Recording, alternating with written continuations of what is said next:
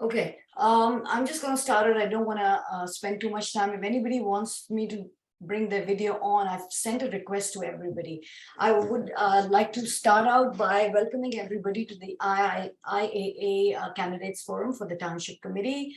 We are really, first of all, I just wanted to thank all the candidates for taking out their time, taking time away from their families and doing this great community service for our town. I know there's some of you that are already, you have been doing this for a couple of years and some starting out, but thank you again for all you do.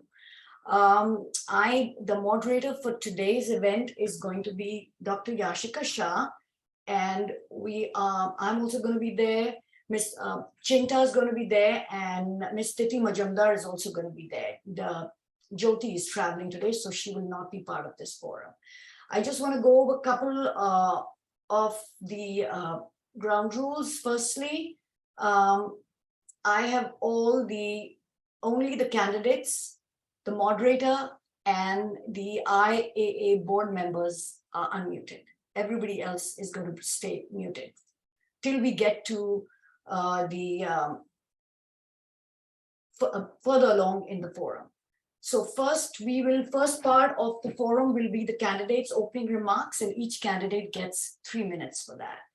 The part 2 is going to be the preset questions, which we had sent to all the candidates. And you will have 2 minutes. Each candidate will have 2 minutes to answer the questions. There are 4 questions. Followed by that is going to be the part 3, the audience Q&A. I request that all the candidates, all the community members, please put in the chat your questions. The moderator will pick the questions and decide which candidate is going to answer the question. If for some reason another candidate on the forum wants to answer the question, they can. For the Q&A from the community, I think it's about a minute per question. After that, the last part will be the candidates' closing remarks. And for that, I believe you have 3 minutes again for that. Any questions for me from the candidates? Oh, shoot. 1 second. Sorry. I don't know why it keeps muting.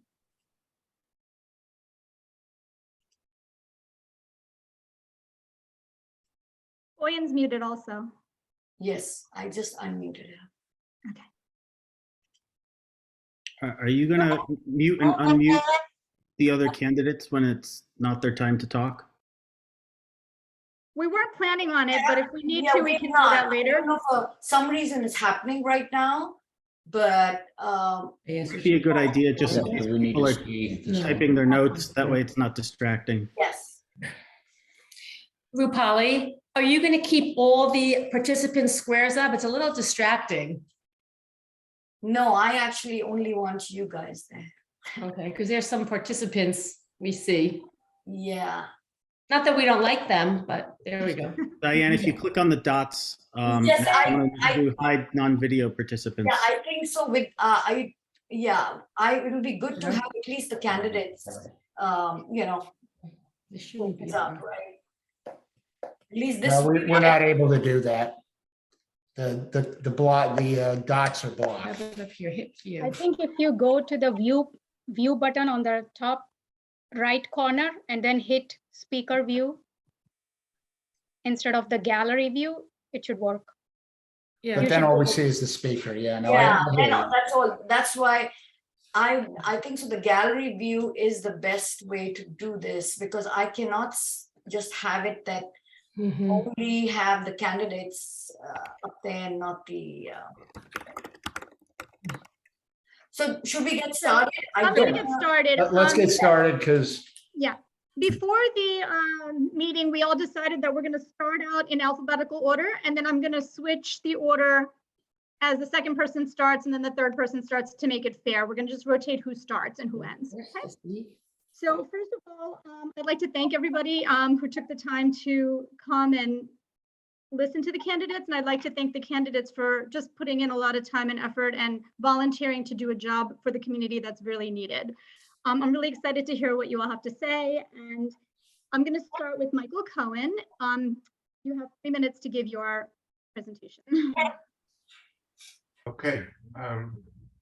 Is there a clock, by the way, so that we know the time or? Yes, I'm keeping the time. When the time is up, I will just say time is up. Okay. All right. Well, first of all, I would like to thank the Indian American Association for hosting this forum, and also to all the participants for joining, and certainly to the other candidates as well. I'll give you a little information about my background. I moved to Short Hills in 1988, so I've been here at the end of 1988.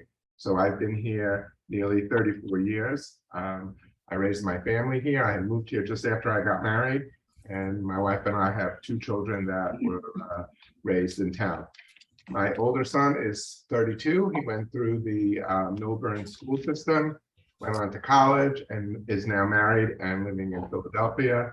My younger son has developmental disabilities. He's 29. He went through the Millburn school system through middle school and then went out of district, and he lives with us. I spent the bulk of my career at JP Morgan Chase in New York and also in Jersey City. For the first half of my career, I was a technology project manager.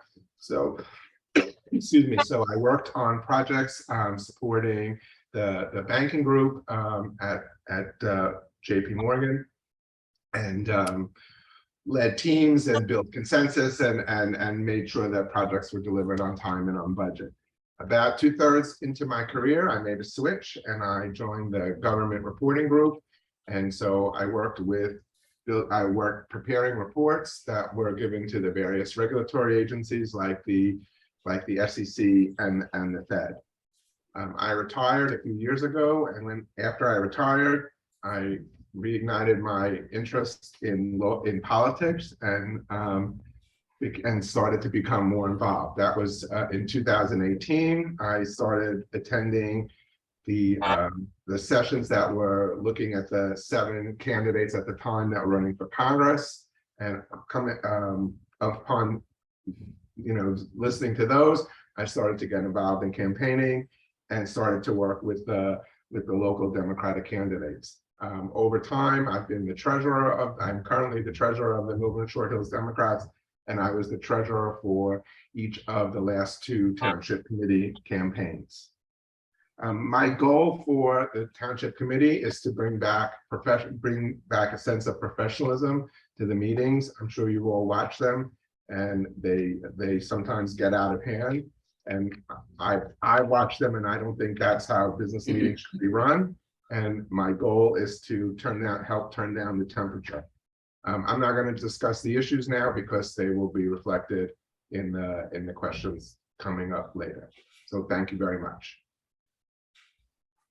Thank you, Michael. I'm going to next invite Diane Thal-Iglo. Can you please give your statement? It's 3 minutes long. Thank you. Thank you, the Indian American Association. Welcome, viewers and fellow candidates. I am Deputy Mayor Diane Thal-Iglo. I'm a lifelong resident of Millburn Short Hills. I ran the boosters for the high school debate team for 4 years. I was an active member on the Millburn Short Hills Volunteer First Aid Squad for 15 years, serving as captain. I sat on the executive board and served on the Township Committee for 6 years. I'm a strong believer in community service. I ran for the Township Committee when the multi-million-dollar Complete Streets project was underway. Lack of planning cost taxpayers money a second time, and we had to undo much of it. Many township projects were at my initiation and were successfully completed.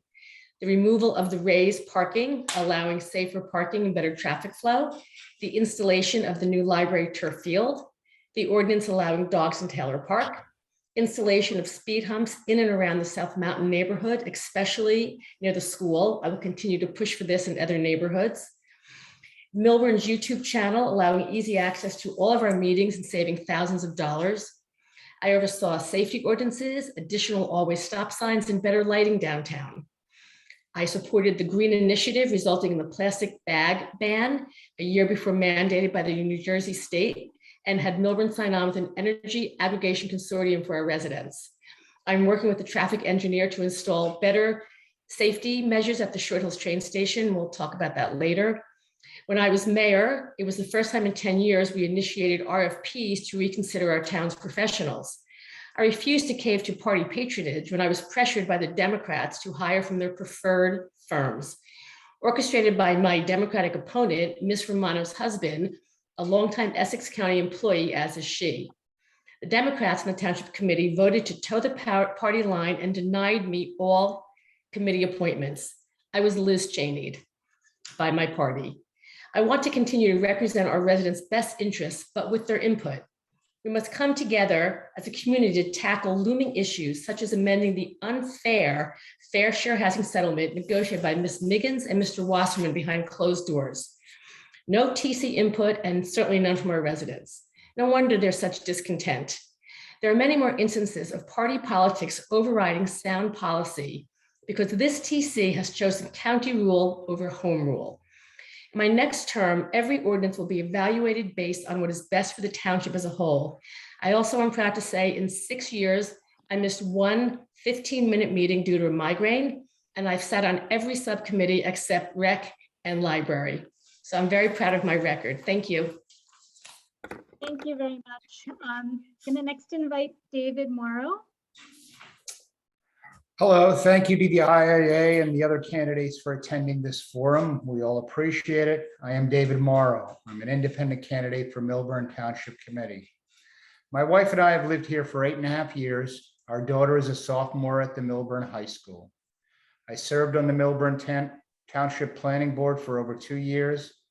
As to volunteering in my community, my opinion is if you can find the time and have some applicable skills, it's important to give back where you can to support the community in which you reside. I'm a registered independent and have been for all of my adult life. I don't agree with where we are either nationally or frankly locally with all of the divisive, partisan, personal agendas and exclusionary practice and mindset. I believe in fiscal conservation and a progressive social outlook. I offer Millburn Township decades of experience in business operations and portfolio management, financial evaluation, and the best components of a commercial real estate arena. I have worked on numerous land use valuations and multiple planning highest and best use model scenarios. I have worked with planning and zoning boards in both New Jersey and around the country. I understand the multifamily housing challenges our communities face. In working with multiple project layers and team agendas, I always rely on listening and leading rather than taciturn direction. Contract negotiations and labor relations are skills I possess and have developed over many years of transaction and personnel management. Additionally, as an executive and managing officer of multiple organizations, I've had direct responsibility for evaluating and choosing third-party professionals such as land use planners, attorneys, design architects, contractors, and multiple discipline engineers. I offer all of this business competency for the benefit of Millburn Short Hills community. Thank you. Thank you, David. I'm going to next invite Oyen. Can you please give your statement? You have 3 minutes. Sure. Thank you. Good evening, everyone. Thank you to the Indian American Association of Millburn Short Hills for organizing this important forum for the candidates and for our community. For those who may not have met me, my name is Oyen Owolabi. I'm a mom of 3 school-age children, and we have lived in Millburn for 15 years.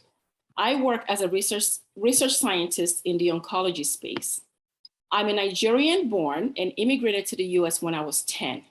I love this country and what it has afforded me and my family. I have been giving back to my community all my adult life. My volunteer work has resulted in improving the schools, scout troops, advocacy organizations, and churches where I have served. I was elected to Millburn's Board of Education for 4 years, and I accomplished major projects as chair of the property and personnel committees. One example is my work on Washington School Purchase and Development. In addition, I served on the Environmental Commission, was service unit manager for the Girl Scouts and an adult leader for Boy Scout Troop 15 and 19. I was also the former chairwoman of the Nigerian American Public Affairs. I treasure the many volunteer activities that connect me to the community However, those skills that I acquired in my professional life has prepared me to serve on the Township Committee. I manage a group of experts. I facilitate teams to reach productive decisions, deal with large-scale clinical problems, and determine effective solutions. One of my proudest moments was when a well-respected former school board member called me a unifier. She worked closely with me for years and observed how I brought different sides together with respect and dignity. What I also learned from my board service was the value of community input and how important it is to shaping the right decisions. I will unify and include when serving as your township committee member. I am a moderate person in all aspects of my personal and professional life, including my political views. I am willing, ready, and have the leadership experience to serve my community in this complex and highly divisive time. I will unify our community, not divide us, so that we can solve together the formidable problem facing our town. My vision for Millburn. My vision for Millburn is one that brings sorely needed balance, keeping the character of Millburn's neighborhoods intact, ensuring that affordable housing is provided responsibly, focusing the Township Committee on the safety of every member of our community, and maintaining a sustainable infrastructure for the Township Committee, and also fighting for our children and keeping our schools among the best in New Jersey. Thank you. Thank you, Ann. Next, we'd like to hear from Annette Romano. 3 minutes for your statement, please. Good evening, everyone. I'd like to thank the Millburn Short Hills Indian American Association for hosting this candidate forum tonight. Thank you to the residents of Millburn Short Hills for participating. Michael and I are very excited to be here and to have the opportunity to talk to residents about the importance of voting in the upcoming midterm elections. My name is Annette Romano, and I am a proud Democrat. I am one of the Democratic candidates running for Millburn Township Committee. I believe in democratic values, giving back, and advocating for those that can't advocate for themselves. I've been able to accomplish all this while living right here in Millburn. I believe that all politics are local, and what's happening on a national level does and will affect the residents of our community. I'm a lifelong resident of Millburn who went through the public school system and graduated from Millburn High School. I was the manager at the then Howard Savings Bank in Short Hills, which is where I met my husband. We got married at St. Rose of Lima Church and raised our family here. My 3 children also attended the Millburn schools. I volunteered with the schools, serving on various PTO committees, and volunteered as a Girl Scout leader for many years. I started to volunteer with the Millburn Short Hills chapter of the American Red Cross shortly after 9/11. I later became an employee of the American Red Cross as the Director of Health and Safety. This also allowed me the opportunity of becoming more involved in the community and meeting more residents. I was also responsible for coordinating CPR and first aid training to the school's teachers and faculty. I began my service with the Township's Local Assistance Board and Senior Citizen Advisory Board while I was with the Red Cross, and I still sit on those committees today. I also founded the food pantry in 2019 and continue to manage it today. Giving back and helping the people in this community has been a longtime passion of mine. Thank you. Thank you very much, Annette. We're going to move to Frank Saccomanti. We'd like to hear your statement. It's 3 minutes long, please. Thank you. Good evening. I'd like to start by thanking the Indian American Association for hosting this candidate forum. My name is Frank Saccomanti. My husband Jerry and I chose to build our home in Millburn 4 years ago. We had plans to start a family, and we wanted our future children to grow up in Millburn's diverse community and attend its first-rate schools. One day, I got a flyer on my car informing me that the town was building an income-segregated housing project at the town dump. After looking into it further, I discovered that this was merely the tip of the iceberg. Our community faces impending overdevelopment that will dramatically impact our town. Jerry and I attended Township Committee meetings to voice our concerns, but they fell on deaf ears. We knew a change of leadership was needed. After meeting Oyen, I was drawn to her fighting spirit and genuine passion for our town. I love the fact that she has 3 kids in the Millburn schools and has served 4 years on the Board of Education, all while working as a full-time scientist.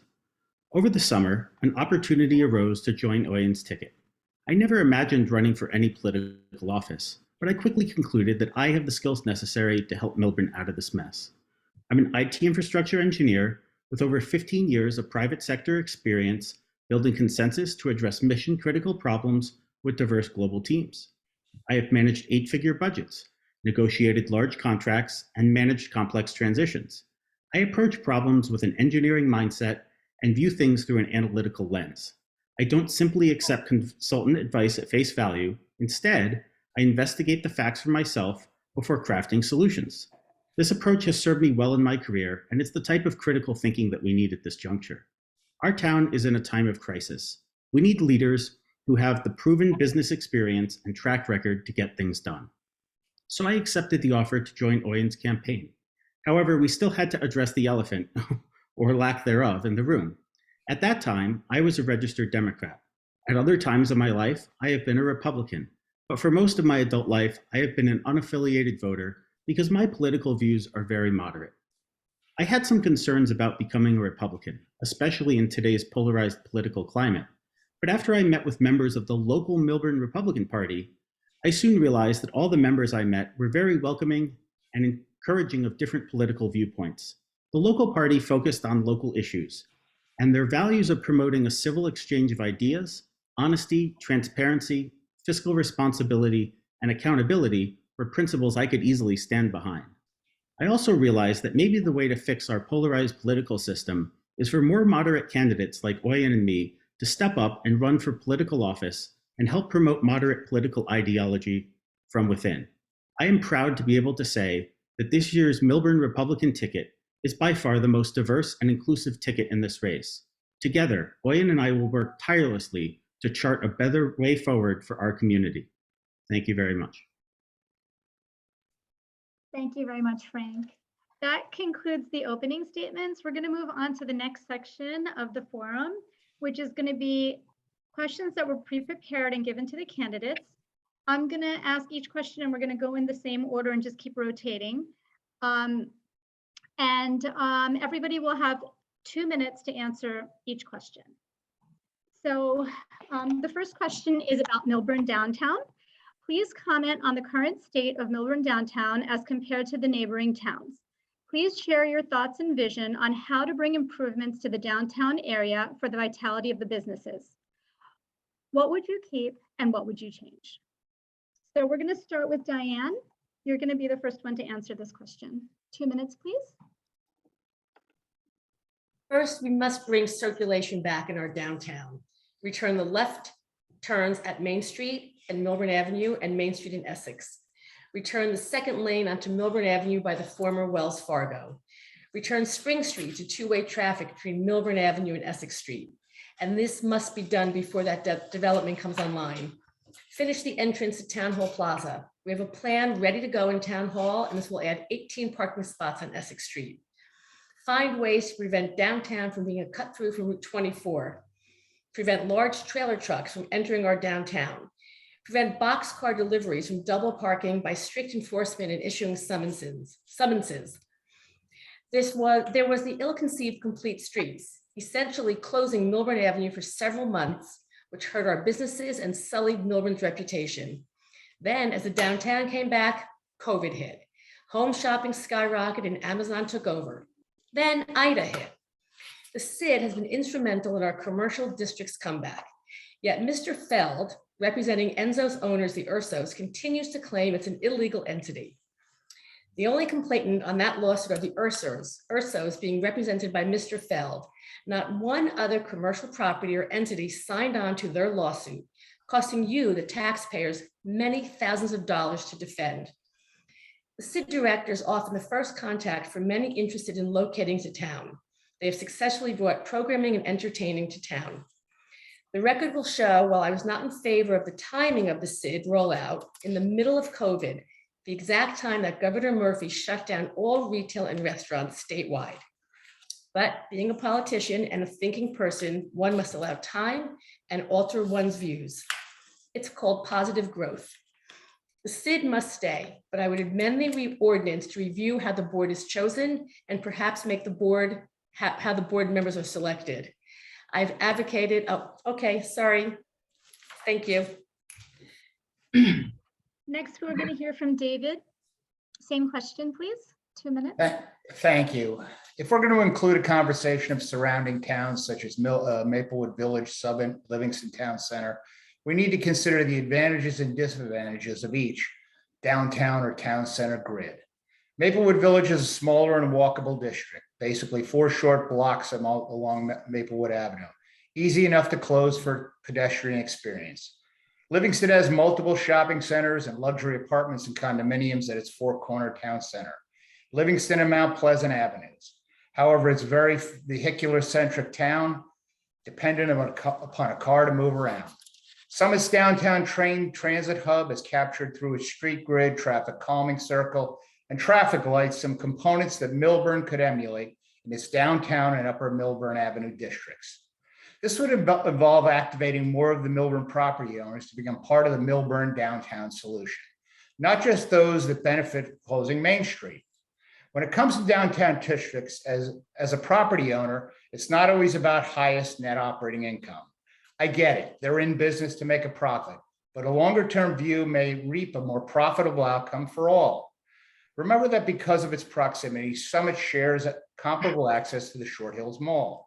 Understanding that some of the retailers were seeking access to their demographics and move off the mall, Summit took the initiative years ago through their zoning practices and reinvested to locate some strong satellite retailers in town that were once in the mall.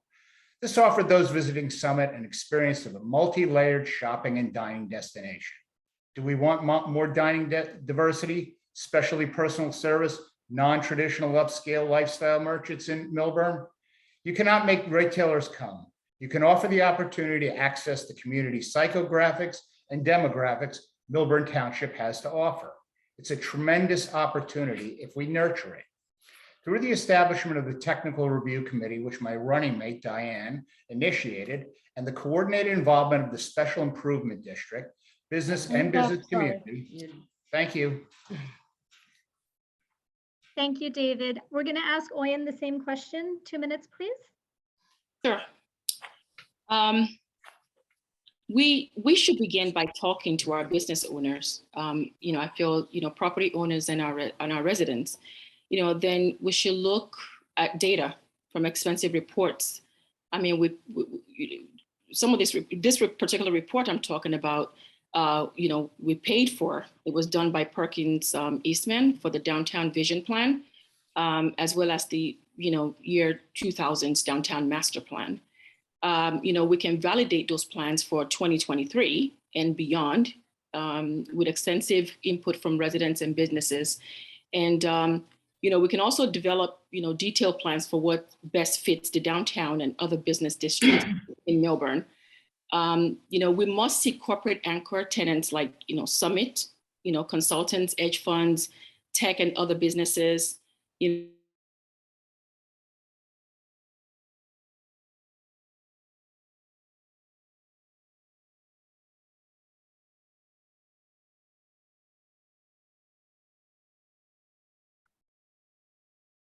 Oyen's muted also.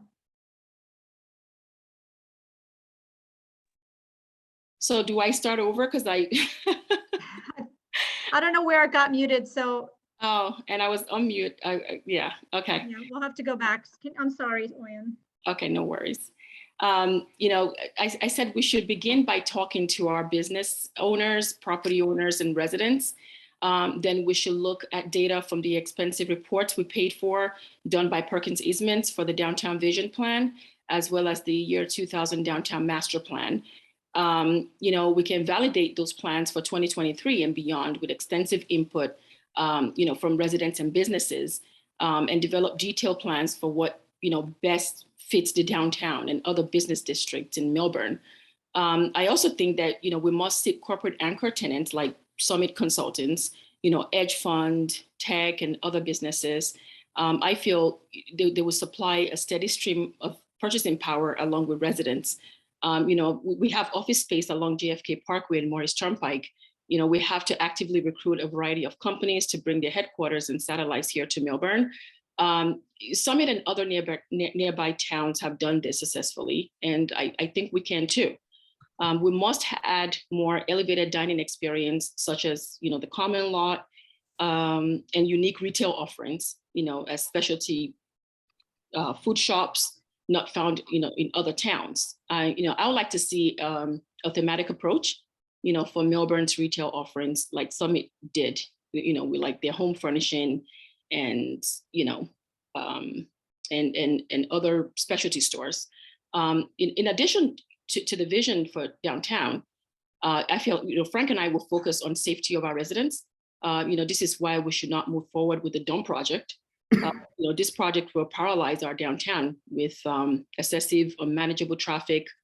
It would increase flood, threats. It will hamper access through, St. Barnabas. It will hamper efforts by DPW to clear the entire township roads of snow and leaves. It will create hazards for pedestrians and clog the entire corridor along Old Short Hills Road. The more ideas that I have, I have talked to residents. Time is up. Thank you. Thank you, Oyen. Annette, same question, please. Thank you. When we talk about our business districts, we need to address it as a whole. Under the SID created in August of 2020, we have 5 business districts: the downtown, Upper Millburn Avenue, Morris Turnpike, Chatham Road, and the Wyoming Business Center. When the SID started, we were at a 16% vacancy rate. We're currently at 5.7, I believe. We've welcomed 62 new businesses since the creation of the SID. We're pretty diverse. 30% of our businesses are owned by minorities. Our town proudly supports and gives opportunities to groups that years ago might not have had the same opportunity. The Main Street closure over the summer brought back community. It was wonderful to see the closure packed with people, especially during the weekend, enjoying the live music. I believe Diane voted against the SID and the closure. The SID director is planning to offer different networking events, educational programs, and access to free resources for our business owners. This sets our local businesses up for success, helping increase their longevity in town and thus creating a stronger community. I'd like to prevent store owners and their employees from taking the prime parking spots from their customers. I see this all the time. The same vehicles are parked in front of businesses day after day. This takes parking away from customers. I'd also like to see some signage changed in the parking deck. I think we may have too many spots reserved for commuters that are not traveling to New York anymore. Maybe we can do something like South Orange and open these spots to shoppers after 9 a.m. Thank you. Thank you, Annette. Can we hear from Frank? Same question, please. Sure. So downtown Millburn has significant room for improvement. The current Township Committee and their improperly run SID has been touting decreases in vacancy rates. But this doesn't give us the full picture, since I think we can all agree that we have plenty of nail salons in town, and adding more of them for the sake of lowering vacancies doesn't do anything to make Millburn more notable and appealing to visitors. To improve the vibrancy of downtown, we need to have a long-term plan as to how to differentiate us from our neighbors. So for instance, Summit made a concerted effort to be a center for home furnishings and decor. Many visitors are drawn to Summit because of these anchor stores. They come to shop at the anchor stores and end up spending money at other retailers and restaurants nearby. We could look into courting artisanal and gourmet food purveyors. Live Breads is already a great start, and we could round that out with a specialty grocer, followed by cheese and fishmongers and butcher shops. All of this requires a long-term vision for our town, as well as a concerted push to attract such businesses to our town. Relatedly, we should lean into treasured assets like the Paper Mill Playhouse. This is a huge draw for many visitors from out of town, and we should supplement it with more high-end dining options along the lines of Common Lot. We need to think clearly and critically about what makes Millburn unique. This is how we make our downtown vibrant. There are many cookie-cutter towns in New Jersey, and we don't want to just be another one of those. I also believe that we should be attracting companies of the highest caliber to create satellite offices in our town. Think companies like McKinsey and Google, as well as startup incubators. This would attract much more foot traffic to our businesses and restaurants, especially if those employees lived in the city and took the reverse commute. This would also bring more regular patronage to our town without increasing vehicular traffic. It would also further elevate our town as a place to live when one wants to escape the hustle and bustle of an urban environment and put down roots in our bucolic suburb. I also believe that the SID should be reviewed. It is improperly managed. That seems to be my Fine. time. Yes. Thank you. Michael, can we please hear from you? 2 minutes, please. Sure. So as far as the downtown, it's clearly a lot better than it has been, but of course, there's always room for improvement. I'm fully supportive of all of the efforts that have been brought to improve the downtown by the CID. I was delighted to see from the get-go that it represented all 5 business districts instead of just focusing on the downtown. The downtown is important, but it's not the only place where there are merchants. I was very happy to see the closure during the summer. I think that was a big plus for the town. And having gone there to eat out myself, I ran into numerous people that I knew that weren't even from Millburn Short Hills. And that's great. It was great to have the music on the weekends, and it made the town a lot more lively. You know, we're in a tough situation because it's tough to compete with the mall. So we need to differentiate ourselves. And of course, you know, it's not just more nail salons, but it's more restaurants. They can't all be high end because it's still a family town. And I don't know that bringing your kids to Common Lot is really going to work. As far as new ideas, I think we need to look at the parking. You know, during the holidays, we allow for free parking, and we need to explore loosening up the parking rules, because with people having to pay the meters, whatnot, it's a discouragement. Chatham allows people to park on Main Street, and there are no meters. Something we should look at. We don't have to necessarily abandon it entirely, but we could either reduce the hours where parking meters must be used to maybe not after 4 o'clock instead of not after 6 o'clock. Maybe on Saturdays would be another time not to have to feed the meter instead of just Sunday. Lastly, you know, from what I understand, it's still not easy to open a business in town, and we need to look at the bureaucracy and how long it takes for the length of time between someone who's interested. Time is up. I'm sorry. Okay. Okay, so I want to thank all the candidates for sticking to the time limits. That's really helpful that I don't have to shut you guys down. You just shut yourselves down. It's very easy to moderate when people are really respectful, and I really like that. Thank you, all of you. So the next question is about Millburn demographics. Millburn demographics have been changing in the past few years. How would you promote diversity in our community? Give an example of how you would encourage more community participation and build an inclusive community. We're going to start out with David. You're going to be the first one to answer. We're going to still go in the same rotation. I don't know Who did you say? You say? David. Okay, Yeah, sorry, it's going thank to you. be 2 minutes again, just like the other questions. Okay. As I and others have touched upon, we need to form an active Citizens Affordable Housing Committee now. This group can meet with both business and township committee members to weave an inclusionary plan for our community. So much has gone on in Millburn over the last 10 to 15 years has been exclusionary, masquerading as maintaining Millburn's historical charm. Call it what you want, it's never been about promoting diversity. We have an opportunity to develop community participation and build an inclusive community as we address the New Jersey State Supreme Court mandate of Millburn's fair share housing obligation and the amended settlement agreement that we will all work towards. We do this with each neighborhood's involvement in laying out their specific zoning overlays, and not have individuals with conflicts decide in a closed door meetings what goes on based upon their allegiances or personal agendas. I have met through this campaign many Asian and Indian community leaders who would like to have an active part in the future of their community. It does not need to be exclusive to the Board of Education. I will reiterate, we need to start to form an active citizens committee group on November 9th, no matter whom is elected. Thank you. Thank you, David. Oyen, can you please answer the same question? 2 minutes, please. This may be obvious, but Frank and I are pleased to be the most diverse ticket the town has ever had running for Township Committee. You know, we are part of the changing demographics in Millburn. I am from Nigeria, and my running mate is a openly gay man in an interracial marriage. Not only are we the most diverse ticket, we are the candidates who understand diversity as it impacts us in our daily life. We have a lot of new residents who bring a variety of cultural backgrounds to Millburn that should be celebrated. We will leverage all our township resources, including our facilities like Bauer Center, to have more regular activities and gatherings to allow various communities to get to know one another.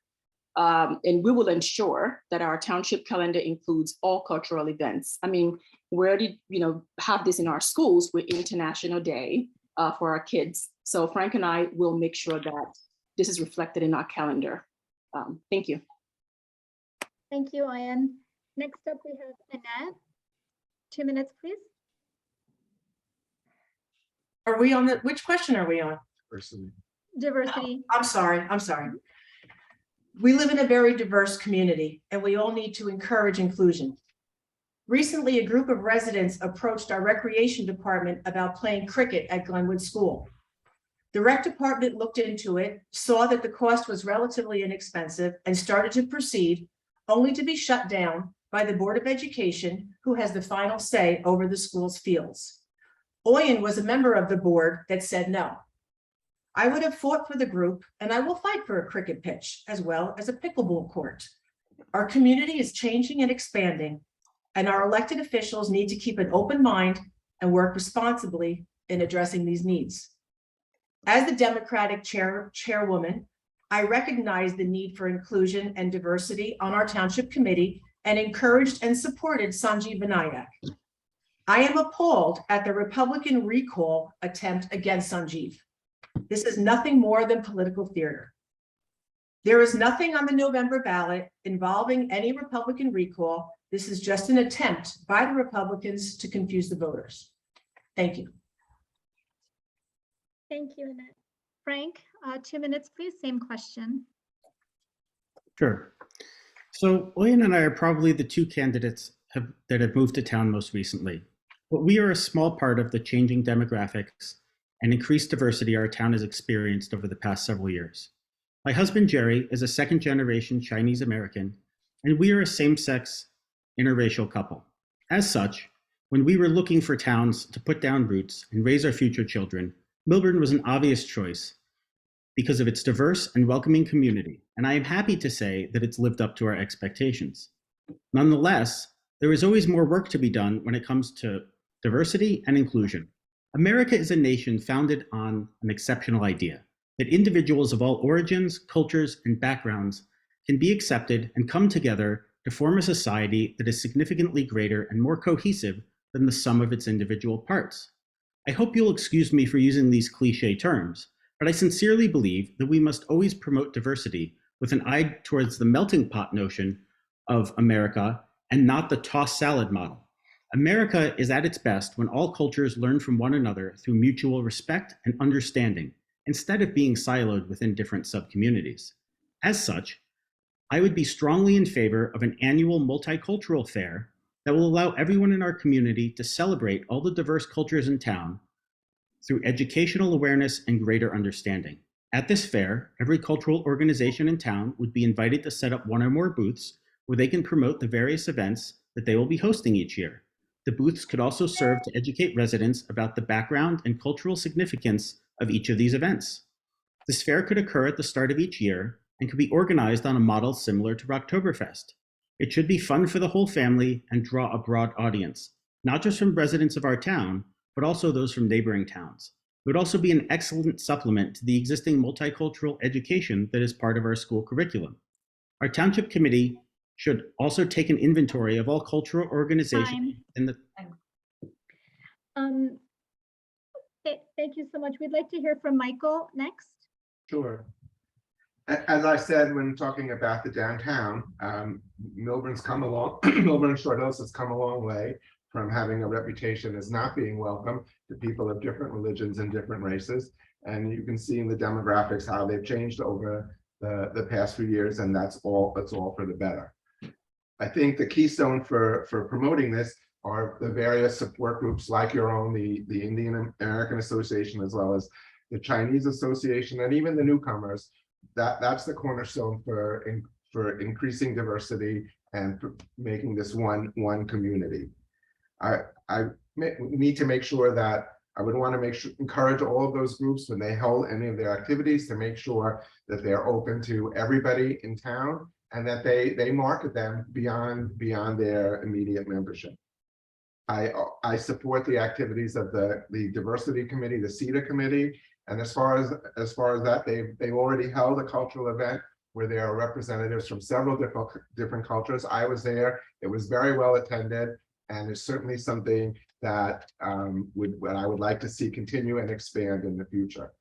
Lastly, the fundamental place to promote diversity is something we don't have control over. It's in the schools, because you have to start out when you start out young. You don't have these ideas of prejudice or bigotry, and people are just people. So that's how we would make it a more diverse community. Thank you, Michael. Diane, can we hear your thoughts on diversity, please? Thank you. Millburn Township's demographics are more diverse than ever. Our changing demographics are celebrated in many ways. We have additional school holidays that afford us the opportunities to learn about other cultures. Kids have schoolmates from all over the world. Young people are free to express their identities. Our 3 grown children went through the Millburn Public Schools and had a wonderful, diverse group of friends. Several years ago, when I was mayor, I started CETA, that Michael referred to, the Cultural Engagement, Diversity, and Arts Committee, to address our ever-changing demographics.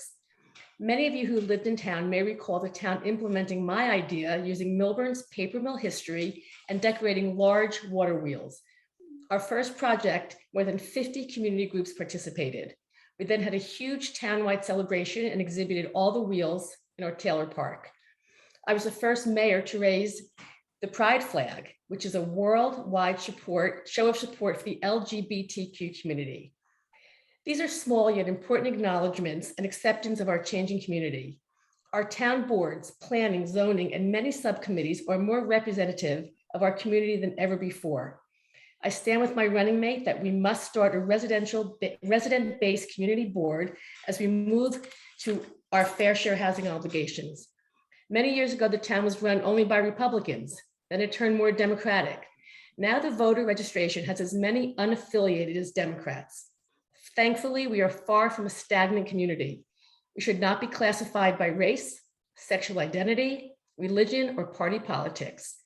As we encourage our children to be open-minded and free thinkers, we as adults must also continue to grow and appreciate the ever-changing landscape we call home. And that includes taking care of our environment. Thank you. Thank you, Diane. We're going to move on to the next question. The next question is about New Jersey Transit. How would you rate New Jersey Transit service to and from Millburn? What measures will you take to promote the daily commute to the city? What measures will you take to alleviate parking conditions near the train stations? I'm going to start out with Oyen and move in the same rotation. 2 minutes each person, please. Great, thank you. At the township committee level, we are limited in what we can do. We don't have control over the trains, the schedules, and operations. As a member of the township committee, I will meet with New Jersey Transit to resolve any issues affecting our residents. We can be much more proactive in communication with residents about problems impacting New Jersey Transit and their commutes. We do have control over what we build here. The dump project will cause a lot of extra traffic. It will clog up the downtown and make it harder to park at the train station. There's no room for additional traffic on Old Short Hills Road as it is. Roads will be clogged at all times of the day, and there has been no traffic studies or any impact studies at all for this project on the dump. Frank and I have suggested an alternative plan that would find multiple ways to meet our affordable housing obligation that will not involve using the dump site. We will prevent any attempt to sell our train station parking lots to New Jersey Transit or any private entity so that Millburn lots will be used for Millburn residents. Our past stewards preserved this for Millburn residents. We could provide more bike racks, secure places for other kinds of transports for those who choose alternatives to cars. to get to the stations, like electric scooters, e-bikes, for instance, etc. We must study traffic, to ensure that safety for, there's safety for our pedestrians. Thank you. Thank you, Anne. The next person up is Annette. Same question, please, 2 minutes. Thanks. In the spirit of full transparency, I work for New Jersey Transit. I don't work for Essex County. I don't drive the buses or the trains or make the schedules, but I do work on the corporate side in employee training in human resources. As soon as we found out about the plan for the development of the Saks property in Springfield, I put Committeeman Wasserman in touch with New Jersey Transit to discuss the Short Hills train station. Obviously, the station will take the brunt of commuters from that development. My understanding is that New Jersey Transit is aware of what's on the horizon and will start to plan accordingly as we get closer to the completion of that development. The township recently had to reach out to New Jersey Transit again concerning the library field. They responded swiftly and corrective actions were taken. This is how we build relationships. Relationships with the county, relationships with the state. If we have relationships with these people, we're able to use them to make sure that the residents' voices are heard. Thank you. Thank you, Annette. Frank, can you please answer the same question? 2 minutes, please. Sure. So I believe that I'm the only candidate who is currently an active commuter into the city that uses the New Jersey Transit on a weekly basis. I commute to my firm's office near Bryant Park 3 days per week. And I would say that the train service is adequate, although just barely. There's not much we can do about that as the township committee members. As for parking conditions, this is something we must monitor closely as companies' return to work policies evolve and demand employees spend more time in the office.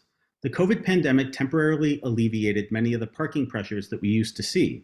And so we must be vigilant and have a plan in place to see how this evolves, especially since many commuters currently only utilize New Jersey Transit on particular days of the week. The township should conduct studies to compare parking lot utilization from day to day so that we can better understand where and when shortages may arise.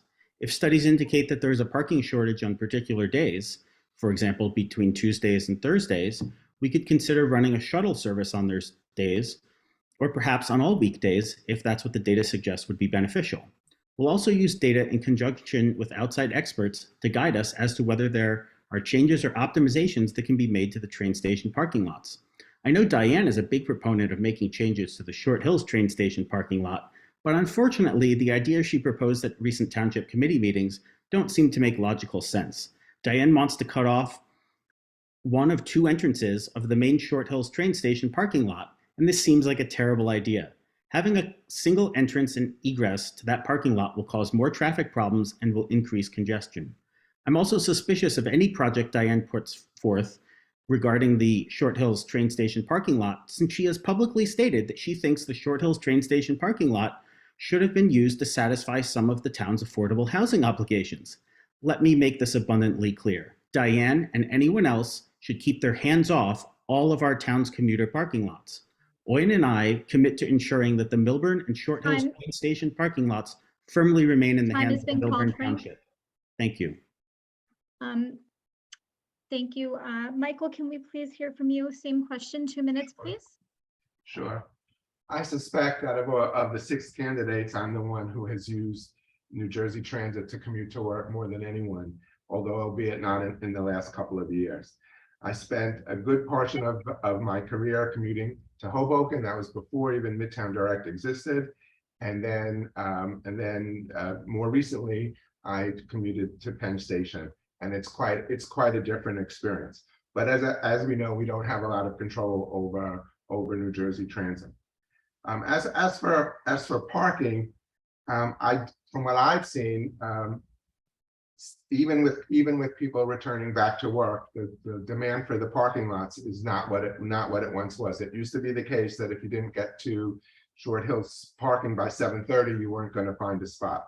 That does not seem to be the case. However, we don't know that will remain. The ideas that I think we should look at implementing was one, offering a jitney service on a pilot basis to the areas of the town that are farther away from the train stations, and that would also be more of a green alternative, since it would prevent people from using their own individual cars. Another thing to look at is, since work schedules are more flexible, we might look at the way we offer the parking stickers, and instead of having one that's good for all 5 days, have one that's good for certain days of the week at a reduced price.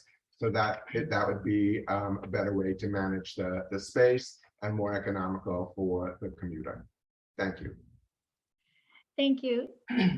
Diane, same question, New Jersey Transit, please, 2 minutes. Okay. Millburn Short Hills is uniquely served by 2 train stations. With COVID, we may not be the bedroom community we once were, but commuting is back on the rise. We must be prepared with pedestrian and vehicular safety, as well as sufficient parking. The Millburn train station building is privately owned and located on county roads. Something I believe must be addressed is the access to the raised platforms. This is a New Jersey Transit issue. It is uncomfortable that in 2022, there's not an elevator and both stairways are steep and in disrepair. But what we can address is the corner at Whittingham at Millburn Avenue. This is a major walking route for South Mountain commuters. We should consider small, reasonably sized bump outs on either side of Millburn Avenue to enhance pedestrians' visibility. Eventually, the town, working with our traffic consultant, will look at that portion of Millburn Avenue to address the 3 lanes of fast-moving traffic. The Short Hills train station, however, is located on township property. We know that there are concerns on Chatham Road with speeding, pedestrians not having well-lit pathways to and from the station. It is a known fact that we can expect more commuters when the 2 developments come online. These can be addressed at reasonable costs. This is so important for our residents, our school kids, commuters, and shoppers. At the last TC meeting, I introduced a first draft plan to address safety issues on Chatham Road. This initial plan was drafted by our in-house traffic engineer after 2 well-attended town meetings.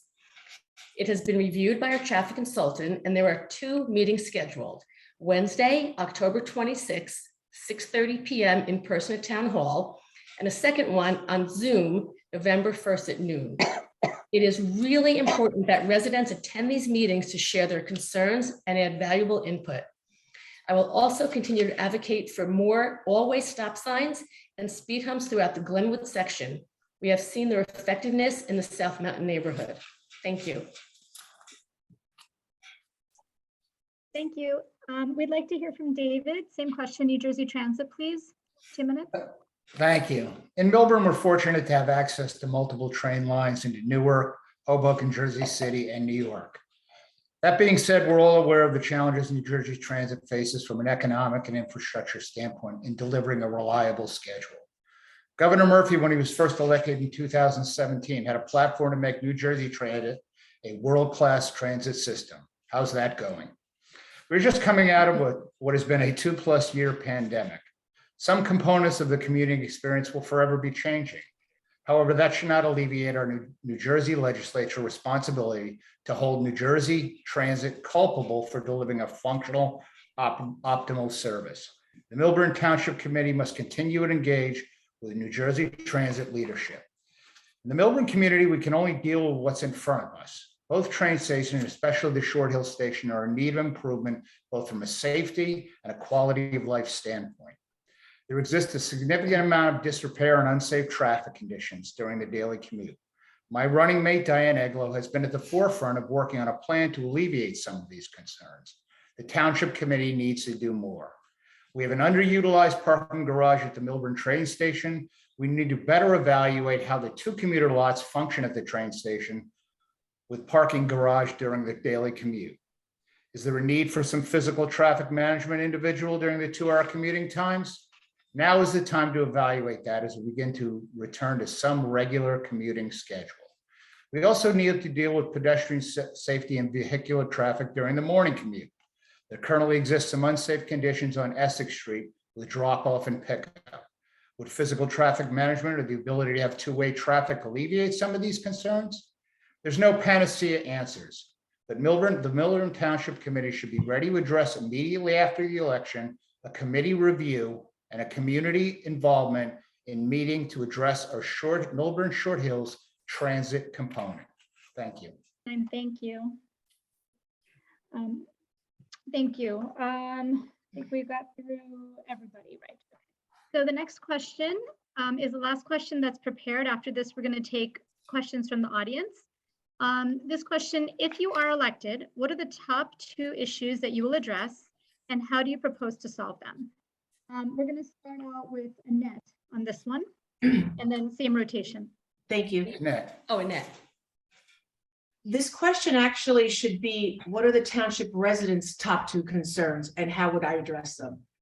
We've spoken to thousands of residents in person and by phone and will continue to do so.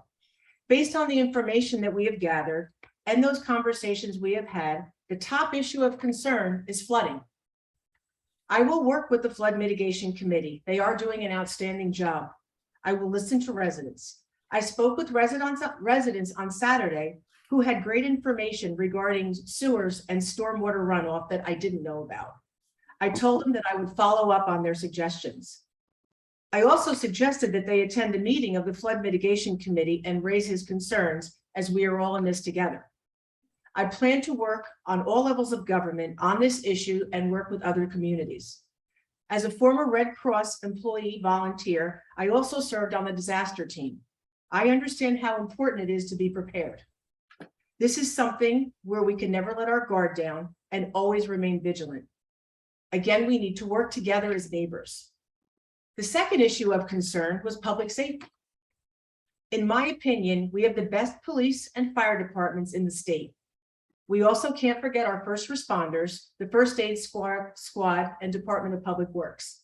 We need to provide our police with the best technology and tools possible.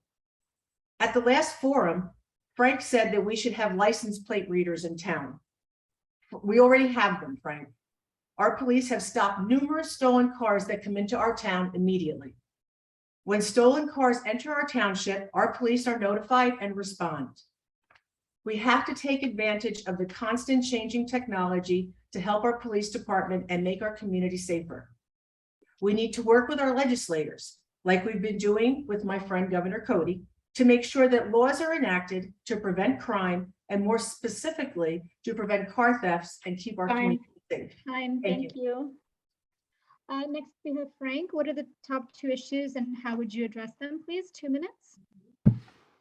Sure. So the top 2 issues I will address are overdevelopment and public safety. By now, most of you know that I jumped into this campaign precisely because I saw a need for someone to step up and protect our town from the impending overdevelopment. If we continue on our existing course, like the Democratic candidates have suggested, it will lead to catastrophic impacts on the future of our town. Our campaign has formulated a proposal based on quantitative analytics and court precedent that will avert the 2 most problematic components of the existing settlement agreement. First, we'll put a stop to the ill-conceived 75-unit income-segregated dump housing project. Second, we will reduce the density of the overlay zones to a more manageable level. The current settlement agreement has some area zoned for 40 units per acre. Those are 4-story apartment complexes, and those only incentivize overdevelopment of our town. Our solution proposes equalizing all of the densities in zones abutting single-family neighborhoods to 16 units per acre, and also 25 units per acre in the zone across from JFK, where the Hilton currently resides. The other candidates might claim that Fair Share won't accept this solution, but the beauty of our proposal is that Fair Share doesn't have to accept it. The burden is on them to argue against the existing court precedent as to why the proposal is not compliant. Fair Share will probably not want to litigate this and will instead move on to other towns who will put up less resistance to the shakedown methods of Fair Share housing. We should also seek to join the 13 other towns that are currently suing the governor to reconstitute COA so that we can finally get affordable housing out of the court system and back into the hands of the legislature. The other issue that sorely needs to be addressed by our township committee is public safety. Our campaign recently discovered that the township committee has been messing around with the police blotter and hiding the true incidents of criminal activity from within our community. In one section of the website, where they have reported the number of car thefts per month since the start of the year, these numbers don't tie out with all of the thefts We have reported in time the now. police blotter. Time? Thank you, Frank. Michael, can we hear from you? What are your top 2 issues and how would you solve them? Sure. So I'll join the bandwagon on public safety. Clearly that's critical. I do applaud the fact that we do have licensed cameras and hopefully that will have an impact on catching the people that are participating in all the car thefts that are going on. Of course, there's still public, you still have to take responsibility yourself and not keep your car unlocked or the fob inside the car. The other thing we need to do is increase the police patrols, make them more visible, bring them out onto the street rather than just in their cars. That certainly at high traffic pedestrian intersections like Millburn and Main Street, Millburn Avenue and Main Street, having policemen there directing the traffic will stop the speeders and the jaywalkers and improve public safety. The other important issue, and they're not in priority order necessarily, is flooding. I'm very much supportive of the activities of the Flood Mitigation Committee. And as was announced at the last Township Committee meeting, they were breaking ground on 2 drainage projects in the South Mountain neighborhood next week. Coming out of the committee, though, they are looking at the town as a whole, and it's not just South Mountain that floods. They're also working to improve flooding that occurs in the Glenwood neighborhood and approaching it as a townwide issue. Lastly, we need to continue our negotiations with Essex County and the City of Orange to be prepared in the event of a storm to drain the reservoir. These negotiations have gone on for a long time, but that's one of the benefits of having relationships with the county to help make those negotiations a reality. That will improve the flooding. Thank you. Thank you, Michael. Diane, can we hear your thoughts on the top 2 issues and how you would solve them? 2 minutes, please. We are hearing loud and clear that the residents expect the TC to amend the fair share settlement. That I voted yes. I regret that vote more than I can say. I was under continued pressure by our professionals, the threat of what would happen to Millburn if we did not all vote unanimously for the fair share housing settlement. Even going as far to the planning board's revote, which came after my regrettable Township Committee vote and my first planning board no vote. I was told that I could be held in contempt if I did not vote yes. I voted no again. I cannot say enough how I wish I would have followed the same convictions when I refused to hire Essex County professionals for town halls instructed and expected. And I would have voted no to this unfair settlement due to the disparity of the overlay zones throughout the township. I, along with Committeewoman Prupus, tried multiple times to find a third vote to replace our planning attorney and go back to fair share housing and say we are no longer in favor of this settlement agreement. When elected, Dave, Tara, and I will be a definite 3 votes needed for change. Secondly, the entire DPW plan must be scrapped. We must have a plan to move the DPW site. We have no plan. Then that acreage should be redeveloped with mixed use ratables that won't add to traffic and flooding, won't overload our schools and infrastructure, and will add green space and will contribute to our tax revenues. There was an RFP that would have done that, but this was flatly rejected by the Gang of 3, as they're known, Miggins, Wasserman, and Vernayak. It's interesting that Annette and Michael ignored this topic completely. We must demand a fair share housing that we include a portion for 55 and over, so our residents can age in place, the ones who've been paying into our tax base for years. We must protect our property values and ensure our schools remain at the highest caliber, keeping class size at an ideal Time is number. up. Oh, I had 2 good sentences to go. Okay, David, can we hear your thoughts on the 2 issues and how you would solve them? Thank you. We as a Township Committee need to address the Fair Share Housing Settlement Agreement. Taking action on November 9th to undertake this challenge is critically important to our community. For me as a resident of Millburn Township, part of that challenge will be bringing back the issue of consensus, civility, and community to the Millburn Short Hills Township Committee. If we are fortunate enough to be elected by you, the voters, we will have an experienced triumvirate on the Township Committee. Both Tara Prupus and my running mate, Diane Eglow, are former mayors. They understand on November 9th what action will look like. Issue number 1, it will involve the community. I have no interest in being mayor. If elected, I'll bring a common sense business and analytical approach to the Township Committee. I understand the challenges we face, but I will listen to the community, whether through Township Committee forum or specific public review meetings. I will ask questions and listen to what the residents have to say. At the end of it all, decisions can be made with the majority input of an engaged community. This I do know. If you listen to the supporters of our Republican opponents, they would rather distract, disinform, and litigate. That's not how Millburn can move forward. They are present at every Republican function. They are out in our community. Listen. Our Democratic opponents, if elected, will be reaffirming everything the current Democratic leadership has fashioned, settlement agreements, and the personal agendas Ms. Miggins and Mr. Vinayak stand for. They are all Essex County Democrats voting line A all the way. Flood management is my other priority concern. Of that I had personal effect on myself and my family. To have seen my many neighbors put out of their homes or forced to sell because they didn't have flood insurance or FEMA came up short in its assistance is inexcusable condition that Millburn has faced for years. There are solutions, but they involve towns and the Essex County government body, which has turned a blind eye to the ongoing. Time, please.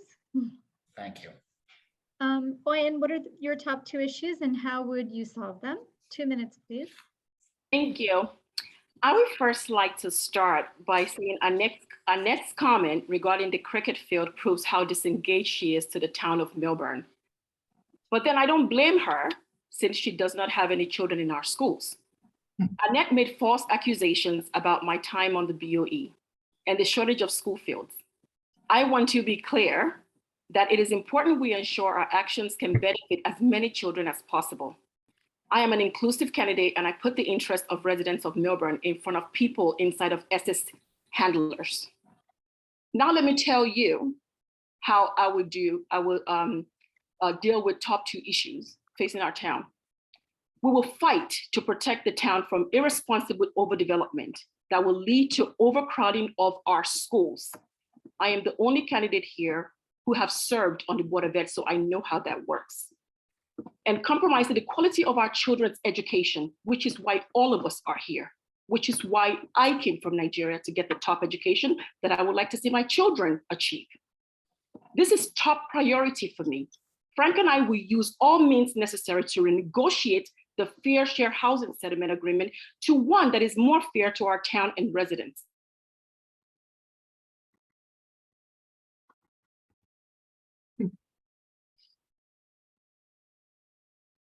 And resources from the scourge of rapid and irresponsible overdevelopment, and we will ensure that with any new development, proper studies will be conducted to ensure that we have adequate police and fire resources. If we accomplish everything I mentioned, this will help in protecting our schools and property values. Thank you. Thank you, Oyen. Thank you to everyone for preparing all those answers for all those questions that the IAA board had provided. The next section of our forum is going to be questions from the audience. Unfortunately, I have trouble looking at the chat room. So Rupali, you're going to be able to moderate this section? Yes. Okay. I only have a couple of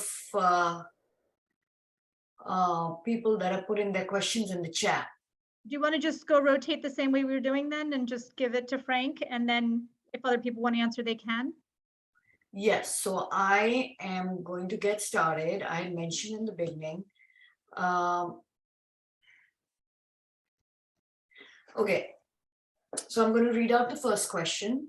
There have been suggestions that crime has risen in Millburn Short Hills and it will increase further with the FSH agreement. Break-ins and car thefts are increasing day by day. Some candidates have suggested that Millburn Police Department needs additional funding. What is your position on this? How would you pay for the additional funding? Let's have Diane answer that question. Okay. That's 1 minute.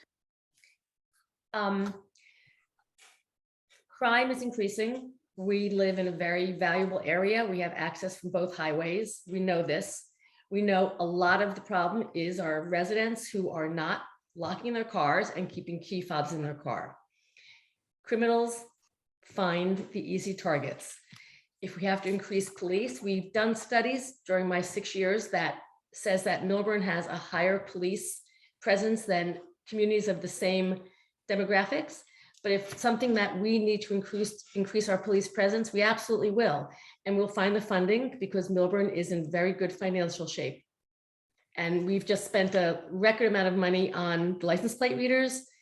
And I am a strong supporter of Nixle. We must share the crime data with our residents. They want to know and how they contribute to their own safety. Thank you. Any other candidate would you like to? Frank, thank you. Yes. So obviously we're experiencing a crime epidemic, right? That's a huge problem. We need to work with the police to make sure they have every single tool and every resource available to combat this. I was speaking to a cop the other day, and he said that on many nights they have as few as 3 police officers patrolling the street.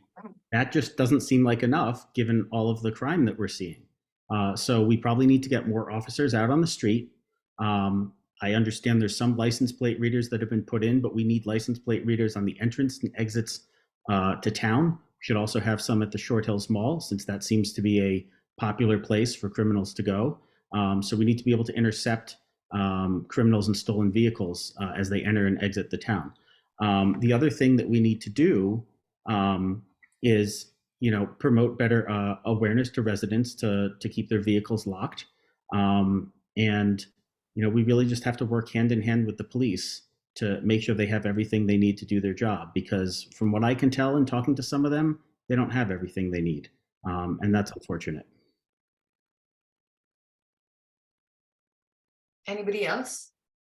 Yes, I'd like to say something. Okay, yes, yes. I'm in agreement with what I've heard so far. I think there are grant opportunities out there within the state, the federal level, the OEM, that could provide us with the monies that we need to provide our police department with.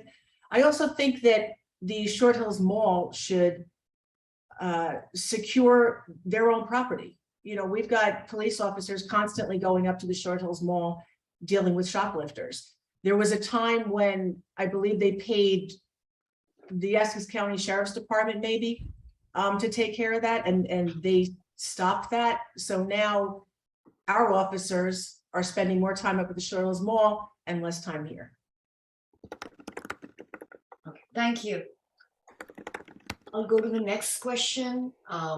What zoning controls should the town put in place to protect residents and the town's character from fair share projects? Oyen, if you could please answer that question. You were muted for a second there. I'll repeat it, sorry. Please, thank you. What zoning controls should the town put in place to protect residents and the town's character from fair share projects? I know that our zoning was just changed very recently, and this was a disaster because things that could have been buildings that could have been deemed historical were not deemed historical. So there's a lot of changes that need to take place with our zoning, not what the current township has done. The pet shop is very close to the police station, was knocked down in the middle of the night without they didn't even give proper documentation before they knocked this down. If we had deemed that pet shop historical, our entire Millburn Avenue would have been deemed historical. So this is still part of the irresponsible decisions made by the current township that Frank and I would change first day in office. Thank you. Thank you. Yes, David? As we enter into the meeting of our fair share housing obligations and review what will be an amended settlement agreement, we need to sit down as a township committee and review what zoning requirements we currently have that need to be addressed so that we may adjust them to undertake review of these new developments. Each of these will have to go through a site plan review. We should be proactive about addressing those prior to these individuals coming in for site plan review and site plan modification. This will become an entire process as we move forward as a community. It's critically important that we have the Millburn residents community on fair share housing started immediately. Thank you. Thank you. Frank? So, I mean, the first thing we need to do is abolish the zoning changes that were made as part of the Fair Share Housing Agreement, because the Fair Share Housing Agreement needs to be renegotiated. We have to scrap it if we can and start from scratch. And we need to go to the judge and explain to the judge that the town's attorney and professionals lied, and that the town residents were not given the opportunity to participate in the civic process. They weren't told the contents of the settlement agreement prior to it being signed. I believe we've had some township committees members saying since then that they signed under duress. Well, shame on them for not bringing that claim up before they actually signed. Diane, I think you were one of the people that said you felt you had a gun to your head when you signed the agreement, but you did it anyway. Knowing how corrupt everything was, knowing that in your past experience as mayor that they had asked you to install certain professionals mandated by the party, you should have raised red flags then. Maybe we wouldn't have had these Time is up. professionals if you blew the whistle then. Thank you. Any other? Yes, please. I think we're low down in the camera. I take exception a little bit with the way the question was phrased, which was, if I heard it correctly, how can we have zoning changes to prevent fair share housing? The simple answer is you can't prevent fair share housing. It's the law. And many towns have gotten in trouble by passing restrictive zoning rules, like 3-acre zoning, something we haven't done, but certainly other towns have. That's what got them in trouble in the first place. Fair share housing is the law, and we need to do it, and we need to make the best of it. Thank you. Thank you. Anybody else? Okay, I'll go to the next question. How much say does the Millburn Township Committee have in the total units of affordable housing? Annette?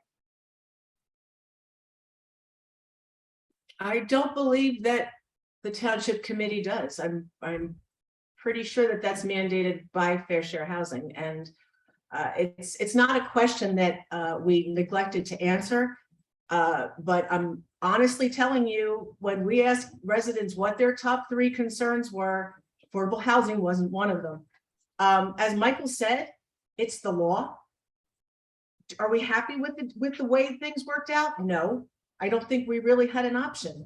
I think that Mayor Miggins and Committeeman Wasserman did the best that they could, given the options that they had. I plan to work together with Michael, with the committee, with our legislators, with the state, with affordable housing to come to an agreement so that we can sit down and sensibly talk about the future of affordable housing in Millburn and stop getting beat down over it month after month, year after year. Thank you. Thank you. Yes, Frank. So the township committee has an opportunity to reduce the densities of the overlay zones. If you reduce the densities of the overlay zones down from 40 units an acre to 16 units an acre, that's going to disincentivize developers from overdeveloping the area. A lot of developers may choose to develop in other towns because they're not going to make as much money if they can't build 40 units an acre. But those that want to build responsibly at 16 units an acre will certainly be able to do so, and we'll get affordable units out of that. The other thing that we could do to reduce the number of affordable units that might need to be built is to actually inventory the apartments that we have in town. My campaign found that there's 600 apartments in town that are right on the cusp of being considered affordable, and perhaps we could do something with a small subsidy. Maybe we could, purchase them through eminent domain, et cetera, and put deed restrictions to make them affordable, right? So we have some other options where we can satisfy our affordable housing obligation without overbuilding the town. So that's something we need to absolutely look into. Time. Yes. So the township might not have control of the total numbers that Fair Share Housing is going to demand of us, but we should have control over where these units would go. And this means the density overlays have to be revamped. The densities are so low downtown, in the heart of downtown, that would be a more practical place to put apartments. We'd have to figure out parking. Obviously, there's zoning considerations. But right now, the densities are so low that commercial property owners have no incentive to build, which is why it might get pushed out into areas of town that don't want it. And as far as Frank, to your comment, Millburn Township should not become a landlord. That's it for me. Okay, cool. Great. May I add to what Frank said earlier? It's on the recording. Rupali? Yes, Okay, thank you.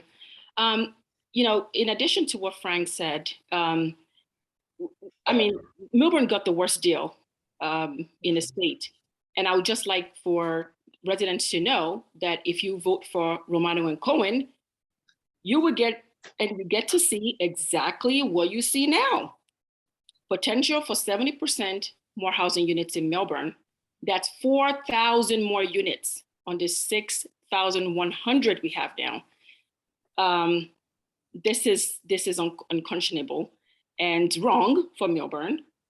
You need to vote for Owen and Frank, and this will never happen with Tara Propis being our third vote.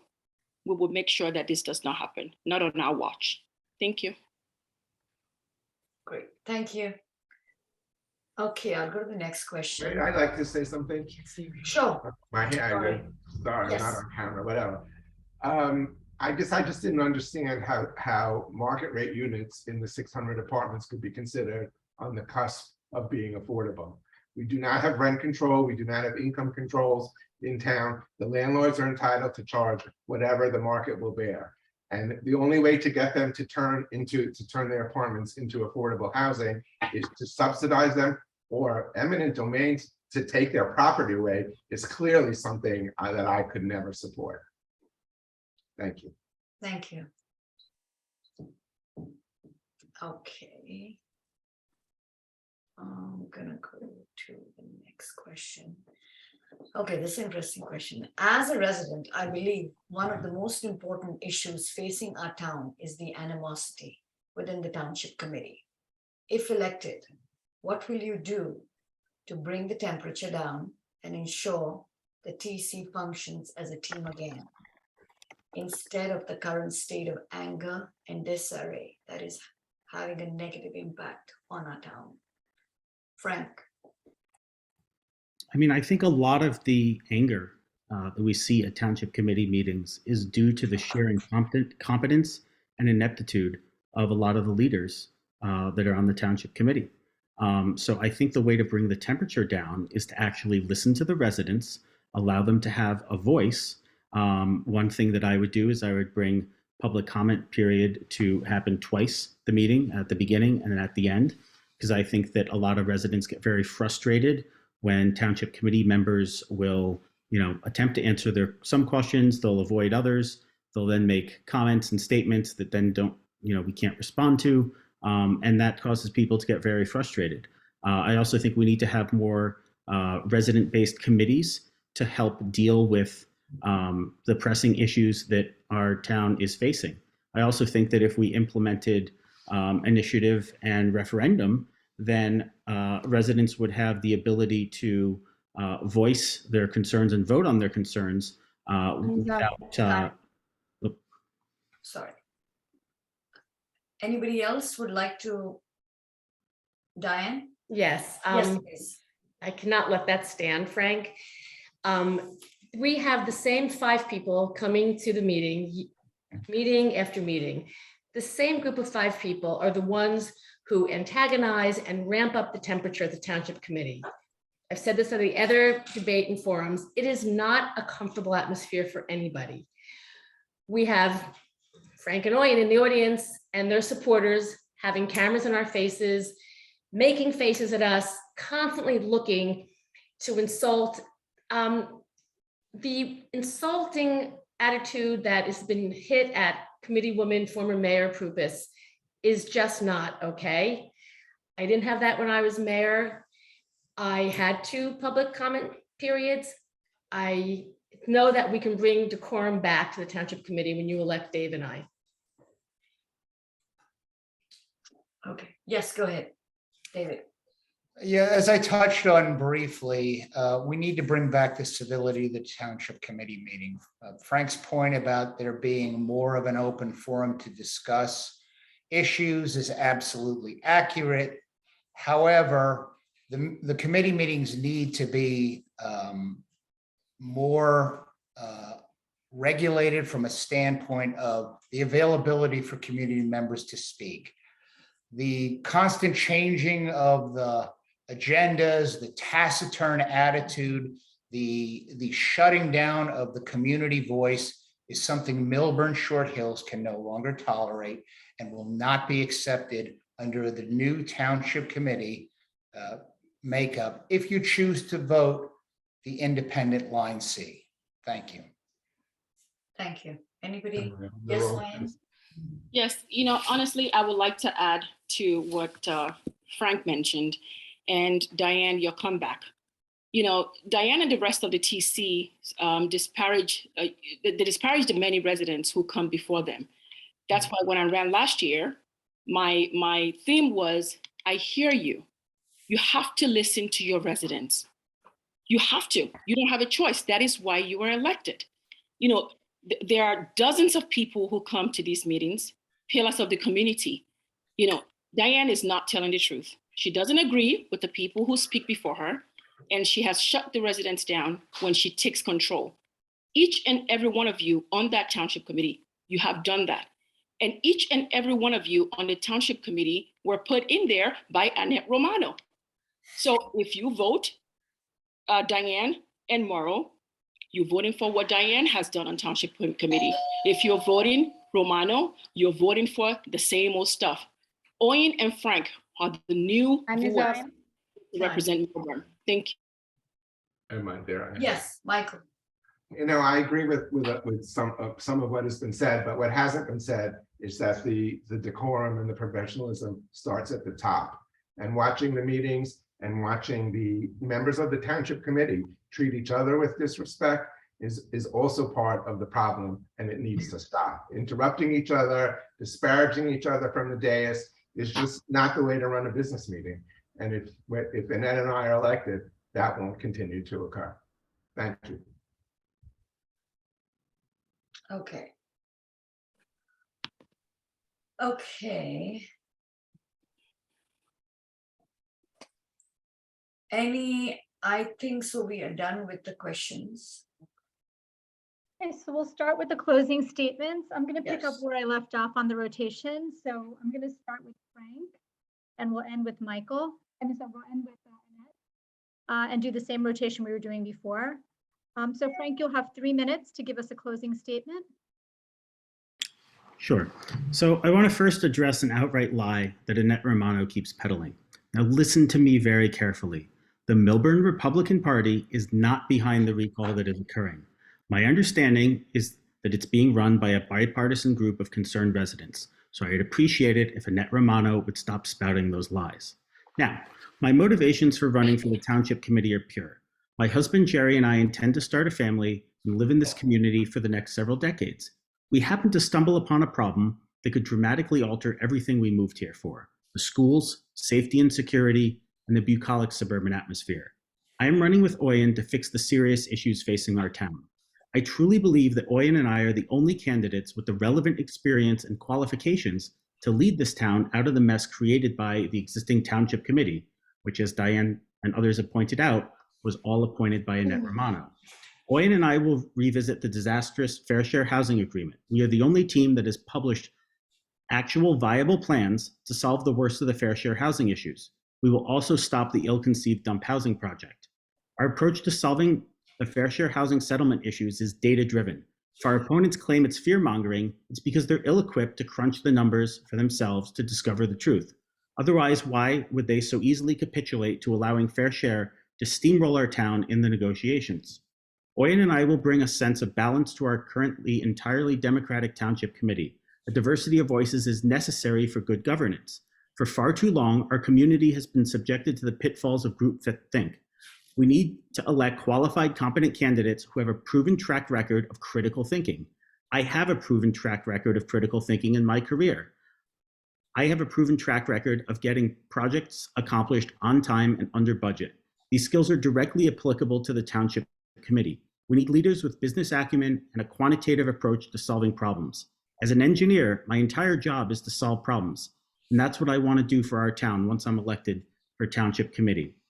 It is clear that this is the most consequential election that Millburn has seen in decades. The candidates you choose will need to lead Millburn forward during this very difficult time, and the decisions this next Township Committee will make will have a lasting impact for decades to come.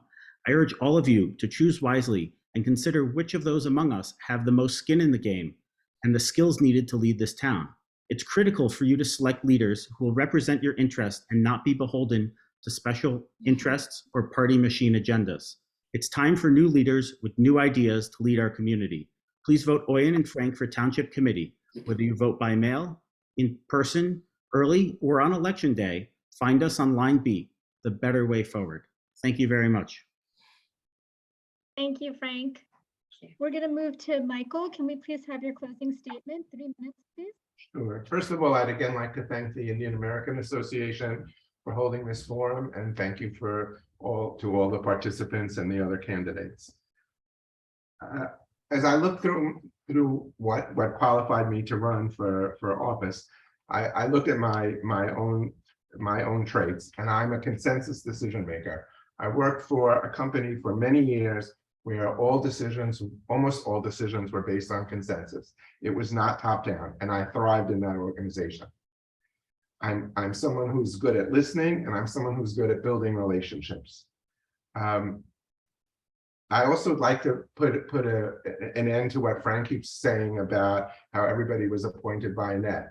The way the candidates were approved, that being Diane and Tara, was by the vote of all of the district leaders in Millburn, a group of approximately 30 people, and it was a secret vote, a secret ballot vote, and that's how the nominees were, and then they campaigned and won. So it's not a rubber stamp.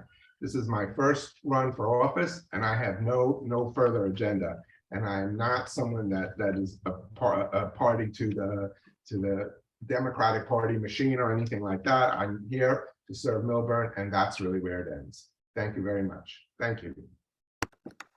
Thank you, Michael. Diane, can we please hear your closing statement? 3 minutes, please. Thank you all for zooming in with us tonight. We are independents because we believe party politics have no place in our local government. We are on line C, the correct choice for our township. We can all agree it is time to stop the fighting and refusal to find common ground that comes with fierce party loyalty, who aim to get either back in power or stay in power. I will bring a moderate approach to our township committee that is reflective of our residents' position on local matters. As the only candidate with any government experience, I bring historical knowledge, and I will use what I've learned from my 6-year tenure to make course corrections where and when needed. Let me say again, I do regret my initial yes vote for the fair share housing settlement, and I look forward to amending it and moving on. Frank and Oyen tout their experience in the corporate and science data-driven world, but municipal government is not a corporate world. While their credentials are impressive, they will not translate into municipal government. Public policy is not data-driven, as Oyen and Frank believe. Frank and Oyen are well-funded and release slick videos which spread fear and hurt Millburn's reputation. Their calculations using quantitative data analysis do not reflect reality. We will not see a 70% population increase, nor will there be 4,000 new apartments built. Frank and Oyen's rhetoric harms our community. Annette Romano and Michael Cohn are Essex County party loyalists. Will they have the fortitude to stand up against the party that funds them? Know that each town-wide mailing with Joe D's picture costs between $5,000 and $7,000. Isn't it enough that 24% of your municipal tax dollars fund Joe D's vanity projects everywhere but here? We must demand that a sizable portion of the $40 million we contribute each year to Essex County will be earmarked for Millburn's portion of flood management for the Orange Reservoir bypass, when the solution and if it's accepted by the stakeholders. Our plan is to amend the agreement. Frank and Oyen's plan to blow it up is not in Millburn's best interest. We must listen and build consensus in the community, not remain silent as Annette Romano and Michael Cohn have, protecting their county loyalty. This absolutely includes starting a community residence committee, which is on the agenda for tomorrow night's TC meeting. As a registered Democrat, I'll be voting for Mikey Sherrill, who, like me, strongly supports a woman's right to choose and supports the LGBT community. Mikey Sherrill says, I'm focusing on putting county over party. I say, let's follow her lead for Millburn Township. Millburn over party. We are asking for your vote on line C for Eglo and Morrow, independent candidates for Township Committee. And thank you for joining us tonight. Thank you, Diane. Mhm. I'd like to hear from David. Can we hear your closing statement, please? 3 minutes. Yes, thank you. And thank you to the IAA and the other candidates for taking part in this forum. I never claimed myself to be anything but forthright and honest. Some might say to a fault. I'm a lifelong independent who prefers to listen to my community and formulate common sense answers and common sense solutions to the challenges Millburn Short Hills face. Simply put, Diane Eglo and I have the most relative experience to equip us, along with committee person Prupus, in meeting those challenges. We ask you to vote line C. Diane Eglo loves this town. She listens and wants the best for Millburn Short Hills. It's never easy, but she is committed. Your choices are clear. Line A will provide you more of the same Democratic leadership who have turned a deaf ear to your concerns and those of your neighbors. Our Republican opponents now have chosen some dog whistle alternatives, innuendos based in disruption and litigation. Is this what Millburn Short Hills needs? Rather than creating reasonable solutions our residents are demanding. We believe our residents want to engage with a progressive, independent governing body in Millburn Short Hills. We will listen and we will work for you. Vote line C. Thank you. Thank you, David. Oyen, can we hear your closing statement, please? 3 minutes. Sure. Thank you so much to the Indian American and all the residents who took the time out to listen to us. I would like to start by saying, Diane, data is everything. My running mate, Frank, and I represent the most diverse ticket the township has ever had. We believe our township committee must have a diversity of thoughts and ideas to develop a more positive relationship with residents and other stakeholders who are not being consulted on important matters and are being silenced by the township committee's secret actions. All 5 township committee members, including candidate Diane Eglo, voted in favor of an extremely detrimental fair share housing, as you have heard her mention, agreement that will ruin this town if not stopped and amended. The Democrat-controlled Township Committee has used their unchecked power to agree to, but not yet finalize, the worst affordable housing deal in the state of New Jersey. Our future development must meet scale and density standards that preserve Millburn's character and quality of life. Frank and I, if elected, can turn this bad deal around and save Millburn from the negative impacts of the current development plans. Our future development must meet scale and density standards that preserve Millburn's character and our quality of life. The Township Committee has agreed to allow the construction of hundreds of high-density apartments in town, up to 70% more housing units than our current base. But it is unconscionable that they haven't done a single impact study as to the downstream implications that this will have on our community. They haven't done an impact study on how many new students will flood our schools, how much traffic will clog our streets, what safety issues will result, whether our power and water infrastructure can handle this vast increase in housing. When I saw how the current Township Committee members disregard residents and fail to answer their concerns, I had to step forward. I will work with our residents and advance policies that reflect the will of our people. We will stop the dump project in its tracks, an ultra high density income segregated housing project on our toxic DPW site in downtown Millburn. We will protect our children's schools and high quality delivery of a Millburn public education. When I saw how the current Township Committee residents, sorry, I'm being repetitious. Together, we will reset the tone of the Township Committee. We pledge to bring decorum, civility, balance, and order to all Township Committee deliberations. We have worked hard to get to know you and earn your vote. We are honored to feel the support from this community from neighbors of all affiliations and backgrounds. We have heard the voice of the community, and with you, we will steer the direction of the Township Committee in a better way forward. We are the best choice for Millburn's future. Let's make this election about reclaiming our future for our kids and our democracy. Thank you. Thank you. Thank you, Ann. We're going to move to Annette. Can we please hear your closing statement? 3 minutes. Thank you. I'd like to again thank the Indian American Association of Millburn Short Hills for hosting this forum and thank all the residents that joined us tonight. I represent every resident. When I'm not working, I spend each day fighting for residents who have food insecurities and often don't know where their next meal will come from. In addition, I connect residents with other services they may need, not because I have to, but because I want to. During COVID, elderly residents called me to help them make their vaccine appointments, and in some cases, I drove them. During Hurricane Sandy, the police department called me to help them get food to our Meals on Wheels clients at the time. I deeply care about this community. I want to serve all the residents of Millburn Short Hills, not just my neighborhood, not just Millburn, everyone.